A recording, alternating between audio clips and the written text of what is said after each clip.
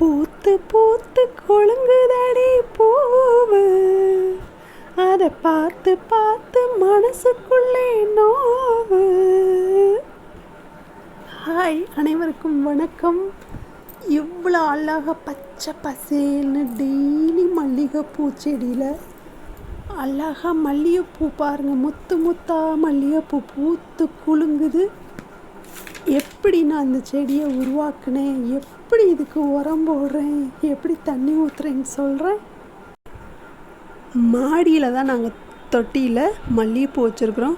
3 தொட்டி, 3 மல்லிகைப்பூ செடி வச்சு ஒரு நாளைக்கு 300 பூவுக்கு குறையாமல் பூக்குங்க.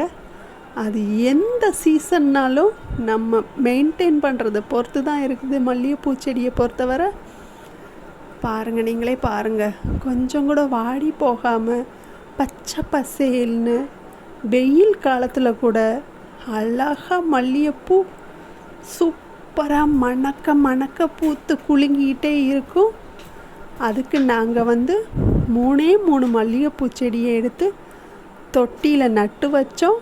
அப்போ குச்சி தான் இருந்தது. அந்த குச்சிக்கு நம்ம தொடர்ந்து தண்ணி ஊற்றிக்கிட்டே இருக்கணும். கரெக்டாக 3 வாரம் ஆகும் துளிர் விடுறதுக்கு. இலைகள் துளிர் விடுறதுக்கு 3 வாரம் கழித்து இலைகள் வந்தது. நாங்கள் மேலும் மேலும் தண்ணி ஊற்றிக்கிட்டே இருந்தோம். கூடவே நம்ம லெமன் இருக்கு இல்லையா, கிச்சனில் எப்படியும் யூஸ் ஆகும். லெமன் பிரியாணி செய்கிறப்போ இல்லை லெமன் ரைஸ் செய்கிறப்போ லெமன் ஜூஸை பிழிஞ்சிட்டு அந்த தோல் இருக்குது இல்லையா, அதை தண்ணிக்குள்ளே ஊற வச்சுருவோம். ஊற வச்சு 3 நாள் 5 நாள் 1 வாரம் கூட அது பாட்டில் தண்ணியில் ஊறிட்டே கிடக்கும். அந்த தண்ணியை எடுத்துகிட்டு இந்த மல்லிகைப்பூ செடிக்கு ஊற்றுனீங்கன்னா அவ்வளோ பூ பூக்குங்க. வளர்ந்த உடனேயே பூக்கும் பாருங்கள், உங்களுக்கே ஆசையாக இருக்கும். இன்னொன்று என்ன உரம் போட்டோம்னா, நம்ம டெய்லி சமையலுக்கு யூஸ் பண்ணுறது வெங்காயம் இருக்கு இல்லையா, வெங்காயத்தை போடக்கூடாது, வெங்காயத்தோல். அது சின்ன வெங்காயமாக இருக்கட்டும் பெரிய வெங்காயமாக இருக்கட்டும், எதாக இருந்தாலும் பரவாயில்ல, சமையலுக்கு வெங்காயத்தை யூஸ் பண்ணுங்கள். அந்த தோலை தண்ணிக்குள்ளே போட்டு 1 நாள் 2 நாள் ஊற வச்சு மல்லிகைப்பூ செடிக்கு ஊற்றிடுவோம் நாங்கள். நீங்களும் இதே மெத்தடை ஃபாலோ பண்ணி பாருங்கள். உங்கள் செடியில் எவ்வளோ பூ பூக்குதுன்னு பாருங்களேன். பாருங்கள், எங்கள் வீட்டில் டெய்லியுமே பூக்கும். பறிச்சுட்டு நாங்கள் கட்டி சாமிக்கு போடுவோம்.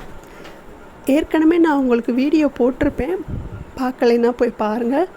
லிங்க்கு டிஸ்கிரிப்ஷன் பாக்ஸில் நான் கொடுக்குறேன்.